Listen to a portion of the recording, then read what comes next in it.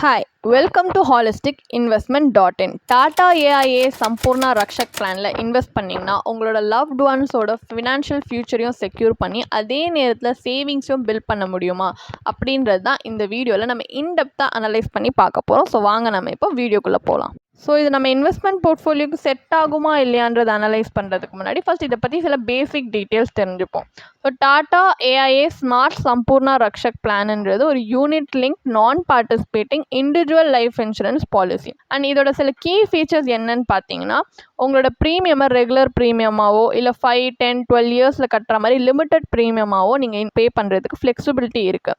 And equity orient இல்லை fixed income focused funds அப்படின்ட்டு உங்கள் ரிஸ்க் அப்பிடேட்க்கு ஏற்ற மாதிரி 21 ஃபண்ட்ஸ் இருக்குது. அதுலேருந்து நீங்கள் சூஸ் பண்ணி இன்வெஸ்ட் பண்ணலாம். அண்ட் உங்கள் ஃபினான்ஷியல் கோல்ஸுக்கையும் நீங்கள் வந்து உங்கள் ஃபேமிலியோட ஃபினான்ஷியல் ஃபியூச்சராக இருக்கட்டும் அதை செக்யூர் பண்ணுறதுக்கு டெட் பெனிஃபிட்டும் கொடுக்குறாங்க. சப்போஸ் பாலிசி டேர்ம் அப்போது அன்ஃபார்ச்சுனேட்லி பாலிசி ஹோல்டர் இறந்து போயிட்டாங்கன்னா.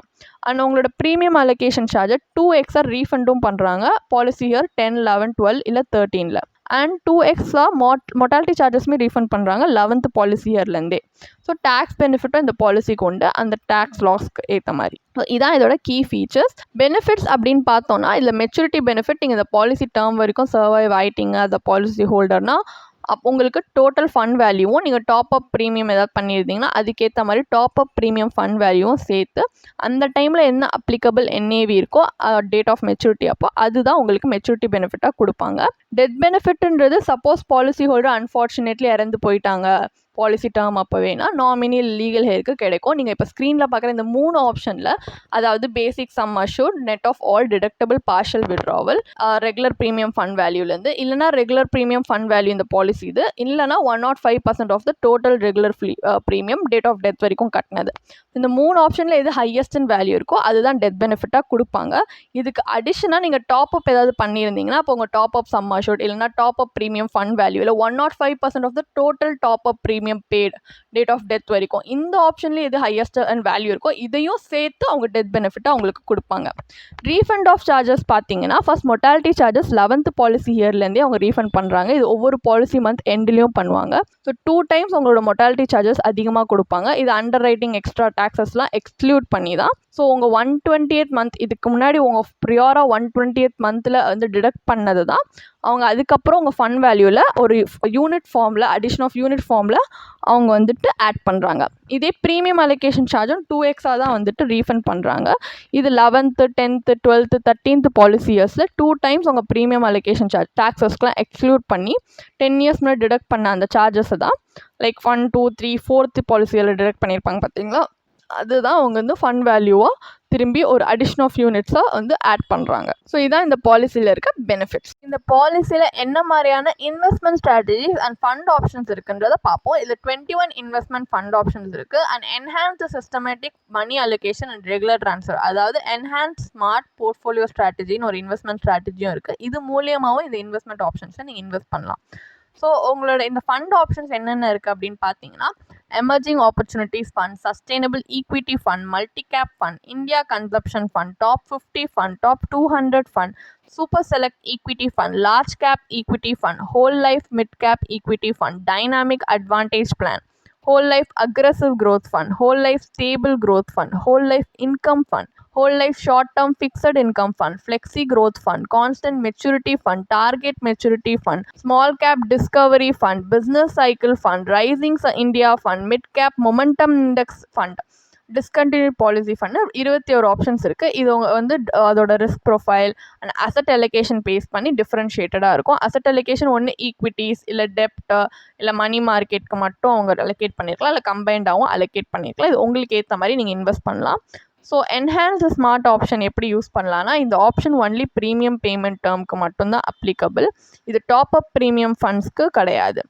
ஸோ உங்களோட டாடா ஏஐஏ சம்பூர்ணா ரக்ஷக் பிளானில் உங்களுக்கு 2 சாய்ஸ் இருக்குது. ஒன்று டெப்ட் orient fund, equity orient fund. இந்த ஸ்ட்ராட்டஜி கீழே நான் ஆல்ரெடி இந்த ஸ்க்ரீனில் உங்களால் பார்க்க முடியும் என்னென்ன ஃபண்ட் ஆப்ஷன்ஸ் அவைலபிளாக இருக்குது இந்த 2 கேட்டகரியிலன்ட்டு. ஸோ இந்த வெரைட்டிலேருந்து உங்களுக்கு என்ன வேணுமோ அதில் வந்துட்டு செலக்டட் இல்லை டெப்ட் ஓரியன்ட் ஃபண்ட் இல்லை செலக்டட் ஈக்விட்டி ஃபண்ட் வச்சுருப்பீங்க பார்த்தீங்களா, அதை செலக்ட் பண்ணக்கப்புறமா ஃபஸ்ட்டு இவங்க டெப்ட் ஓரியன்ட் ஃபண்டில் உங்கள் ப்ரீமியம் அலோகேட் பண்ணக்கப்புறமா அதுக்கப்புறமா சிஸ்டமேட்டிக்லி ஈக்விட்டி ஃபண்டில் ட்ரான்ஸ்ஃபர் பண்ணுவாங்க. ஸோ உங்கள் வாலடைலான இந்த ஈக்விட்டி மார்க்கெட்டை நீங்கள் ஒரு ஸ்ட்ரக்சர்டு மேனரில் என்டர் ஆகிறதுக்காக. ஸோ இந்த மாதிரி சில ஸ்ட்ராட்டஜிஸும் இருக்குது. ஸோ இதில் இப்படியும் நீங்கள் இன்வெஸ்ட் பண்ணி பார்க்கலாம். அண்ட் இப்போ இந்த பாலிசி ஒரு யூனிட் லிங்க் பாலிசின்றதுனால இதில் வேரியஸ் சார்ஜஸ் இருக்கும். ஸோ ஃபஸ்ட் இதில் சார்ஜஸ் என்னென்னு பார்ப்போம். உங்கள் ப்ரீமியம் அலோகேஷன் சார்ஜ் வந்து உங்கள் ரெகுலர் ப்ரீமியம்லேருந்து டிடக்ட் பண்ணக்கப்புறம் தான் அவங்க ரெகுலர் ப்ரீமியமாக நீங்கள் இன்வெஸ்ட் பண்ணணும்னு நினைக்கிற ஃபண்ட்ஸில் இன்வெஸ்ட் பண்ணுவாங்க.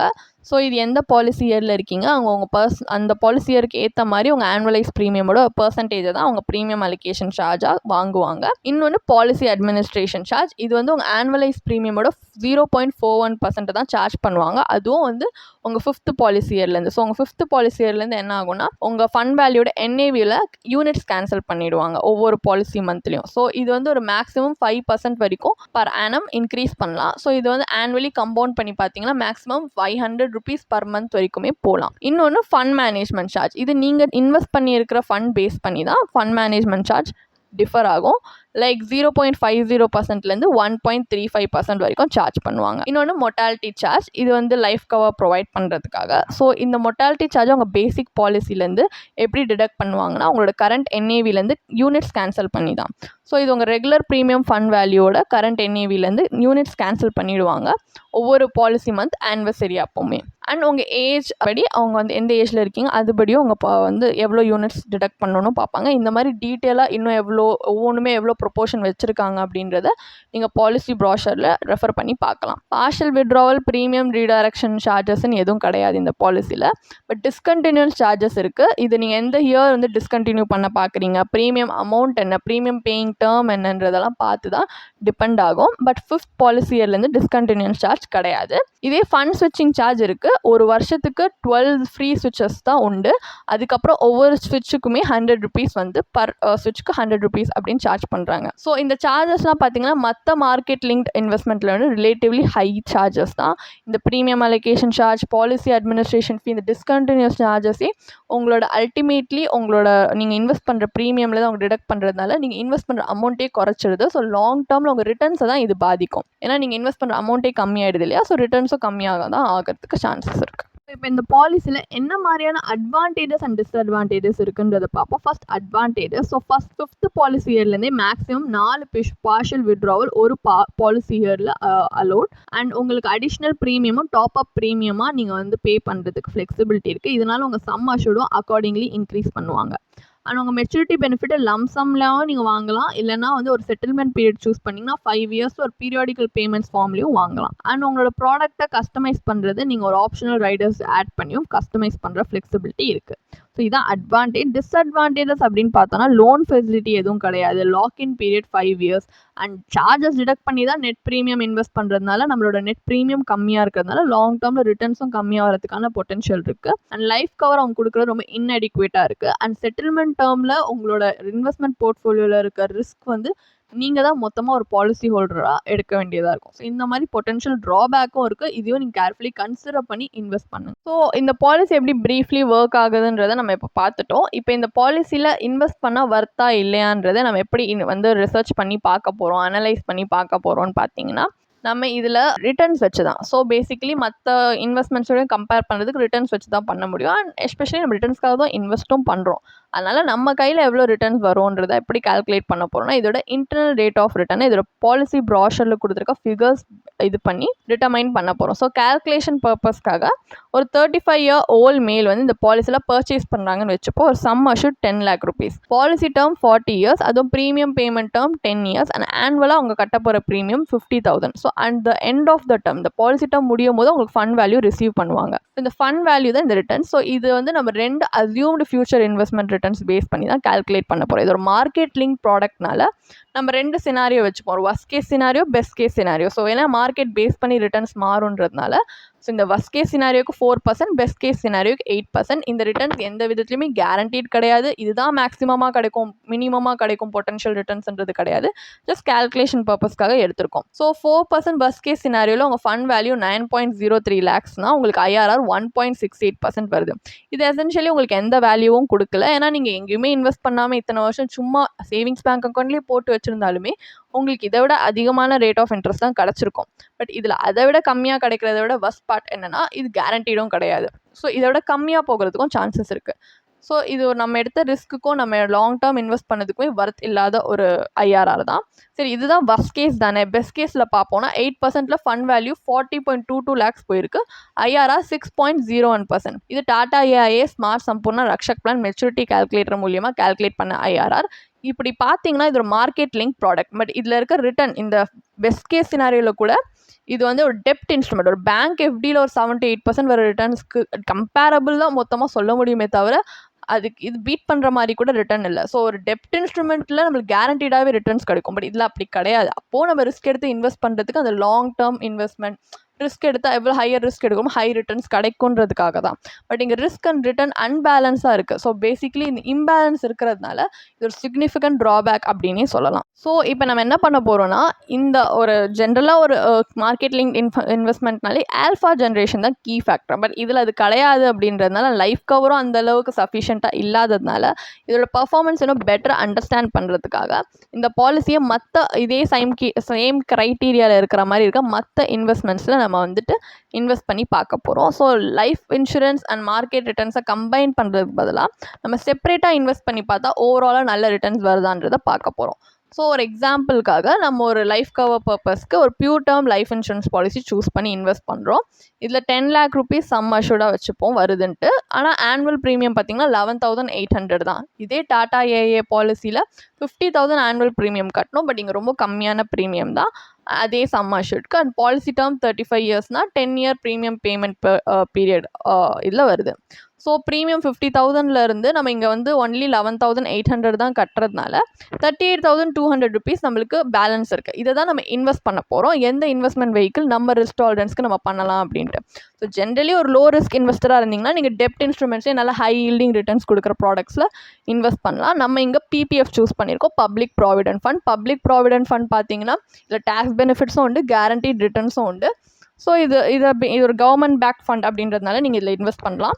ப்ளஸ் ஹை ரிஸ்க் இன்வெஸ்டராக இருந்தீங்கன்னா நீங்கள் ஈக்விட்டி இன்ஸ்ட்ருமெண்ட்ஸையும் சூஸ் பண்ணி இன்வெஸ்ட் பண்ணலாம். பட் இங்கே நாங்கள் ELSS மியூச்சுவல் ஃபண்ட்ஸ் ஏன் சூஸ் பண்ணியிருக்கோன்னா இதுக்கு நல்ல ட்ராக் ரெக்கார்டும் இருக்குது. லைக் லாங் டேர்ம் எஸ்பெஷலி நம்ம இங்கே இன்வெஸ்ட் பண்ணுறோம் அப்படின்றதுனால ஒரு 7 to 10 years மேலே இன்வெஸ்ட் பண்ணாலே இது 12% per annum வரைக்கும் பெர்ஃபார்ம் பண்ணியிருக்கு. ப்ளஸ் இதுலேயுமே செக்ஷன் 80(c)ல டேக்ஸ் பெனிஃபிட்ஸ் உண்டு. ஸோ இந்த ரெண்டு சினாரியுமே நம்ம இதில் கன்சிடர் பண்ணி பார்ப்போம். Like term insurance plus PPF combination, term insurance plus ELSS combination. So PPF பார்த்தீங்கன்னா ஜென்ரலாக 15 yearsக்கு நீங்கள் மினிமமாக கான்ட்ரிபியூட் பண்ணி இன்வெஸ்ட் பண்ணுவோம். ஸோ 10 yearsக்கு நம்ம ஜென்ரல் ப்ரீமியம் கட்டினாலுமே அதுக்கப்புறம் அந்த லாஸ்ட் 5 yearsக்கு மினிமமாக 500 rupees இன்வெஸ்ட் பண்ணுற மாதிரி அந்த சின்ன சேஞ்சஸ் பண்ணியிருக்கோம். ஸோ அந்த ட்ராக் ரெக்கார்ட் வரும் அப்படின்ட்டு. ஸோ PPFோட ஃபைனல் மெச்சூரிட்டி வேல்யூ 44.42 lakhs. உங்களுக்கு இதில் 6.30% IRR கிடைக்குது. அண்ட் ELSS மியூச்சுவல் ஃபண்ட் பார்த்தீங்கன்னா pre tax maturity value 2.24 crores. But capital gains tax போனதுக்கப்புறம் டேக்ஸ் அந்த ஃபைனல் டேக்ஸ் கட்டினக்கப்புறமே ஃபைனல் மெச்சூரிட்டி அமௌண்ட் பார்த்தீங்கன்னா 1.97 crores. அண்ட் போஸ்ட் டேக்ஸ் வேல்யூவில் IRR கால்குலேட் பண்ணால் 10.78% வருது. ஸோ டெப்ட் இன்ஸ்ட்ருமெண்ட்டாக இருந்துமே PPF வந்து கேரண்டீட் ரிட்டர்ன்ஸ் உங்களுக்கு டாடா AIA ஸ்மார்ட் சம்பூர்ணா ரக்ஷக் பிளானை விட அதுவும் அதோட பெஸ்ட் கேஸ் சினாரியோ 8% விட அதிகமாக கொடுத்துருக்கு ரிட்டர்ன்ஸ். அதே நேரத்தில் ELSS ஃபண்ட் ஒரு மார்க்கெட் லிங்க் ப்ராடக்டாக இருந்துமே ஒரு எப்படி இந்த பாலிசி மாதிரியே மார்க்கெட் லிங்க் ப்ராடக்டாக இருந்துமே இதை விட ஒரு சுப்பீரியரான ரிஸ்க் அட்ஜஸ்டட் ரிட்டர்ன் கொடுத்துருக்கு.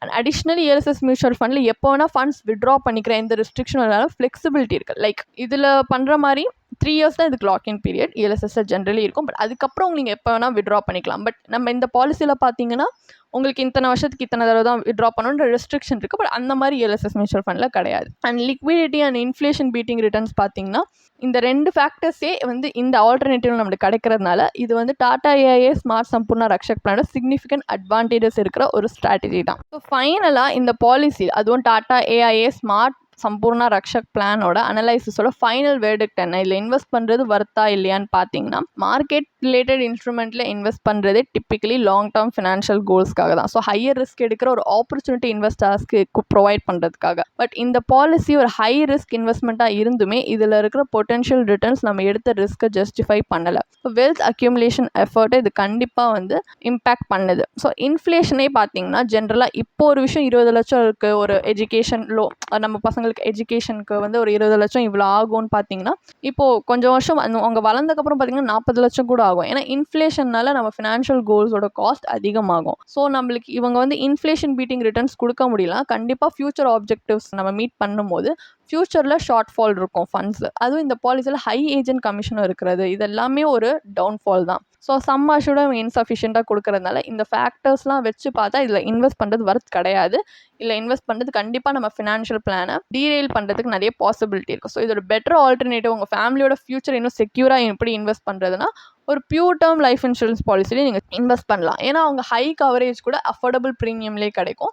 ஸோ எசென்ஷியல் சப்போர்ட் இருக்கும் ஒரு அன்சர்டைன் பீரியடில். And long term financial goals achieve பண்ணுறதுக்கு ஒரு சாலிட் இன்வெஸ்ட்மெண்ட் ஸ்ட்ராட்டஜிஸ் தேவை. இதுக்கு நீங்கள் ஒரு டைவர்ஸ் இன்வெஸ்ட்மெண்ட் போர்ட்ஃபோலியோ வச்சுருக்கணும். ஈக்விட்டி, டெப்ட் அப்படின்னு உங்கள் ரிஸ்க் டாலரன்ஸ்க்கு ஏற்ற மாதிரி இன்ஃப்ளேஷன் பீட்டிங் ரிட்டர்ன்ஸ் கொடுக்குற மாதிரி இருக்கிற இன்ஸ்ட்ருமெண்ட்ஸில் இன்வெஸ்ட் பண்ணி பார்க்கணும். பட் எந்த ஃபினான்ஷியல் டிசிஷன் எடுக்கிறதுக்கு முன்னாடியும் கேர்ஃபுல்லி அந்த இன்வெஸ்ட்மெண்ட் ப்ராடக்ட் நம்மளுக்கு செட் ஆகுமான்னு எவாலுவேட் பண்ணி அனலைஸ் பண்ணி பாருங்கள். பட் உங்களுக்கு ஒரு கிளாரிஃபிகேஷன் தேவைப்படுது, ஒரு ப்ரொஃபஷனல் கைடன்ஸ் தேவைப்படுதுன்னா கண்டிப்பாக ஒரு சர்டிஃபைட் ஃபினான்ஷியல் பிளானர்ட்டையுமே நீங்கள் கன்சல்ட் பண்ணியே இந்த இன்வெஸ்ட் பண்ணலாம். அவங்க உங்களுக்கான கஸ்டமைஸ்ட் ஃபினான்ஷியல் பிளான் தருவாங்க. உங்களோட ஃபினான்ஷியல் கோல்ஸோட டைம் ஹாரிசான், ஃபினான்ஷியல் கோல்ஸ் என்ன வச்சுருக்கீங்க, உங்கள் ரிஸ்க் டாலரன்ஸ் என்னன்னு அதுக்கு பார்த்து அவங்க கிரியேட் பண்ணி தருவாங்க. இது உங்களுக்கு கண்டிப்பாக லாங் டேர்மில் ஹெல்ப்ஃபுல்லாக இருக்கும். உங்களுக்கு இந்த பாலிசியை பற்றி இன்னும் படிக்க விரும்புகிறீங்கன்னா இதுக்கான ஒரு பிளாக் போஸ்ட் எங்கள் வெப்சைட்டில் நாங்கள் போஸ்ட் பண்ணியிருக்கோம். அதுக்கான லிங்க் டிஸ்கிரிப்ஷனில் கொடுத்துருக்கோம், கண்டிப்பாக போய் செக் பண்ணுங்கள். அண்ட் உங்களுக்கு இதே மாதிரி ப்ரொஃபஷனல் கைடன்ஸ் தேவைப்படுது, இல்லை ஒரு ஃபினான்ஷியல் இல்லை இன்வெஸ்ட்மெண்ட் டிசிஷன் எடுக்கிறதுக்கு ஒரு ப்ரொஃபஷனல் ஃபினான்ஷியல் பிளானர் ஹெல்ப் பண்ணாங்கன்னா நல்லாயிருக்கும்னு யோசிச்சிங்கன்னா எங்களோட ப்ரொஃபஷனல் ஃபினான்ஷியல் பிளானரோட ஒரு 1-on-1 காம்ப்ளிமெண்ட்ரி கன்சல்டேஷனை நீங்கள் புக் பண்ணியிருக்கலாம். அதுக்கான லிங்க் நாங்கள் டிஸ்கிரிப்ஷனில் கொடுத்துருக்கோம்.